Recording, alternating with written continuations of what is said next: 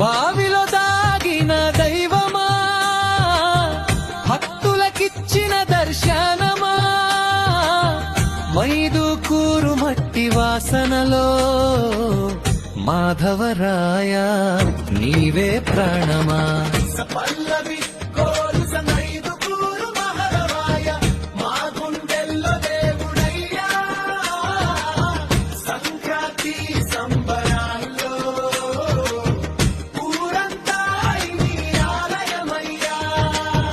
మైదుకూరు మాధవరాయ మహిమల స్వామివయ్యా.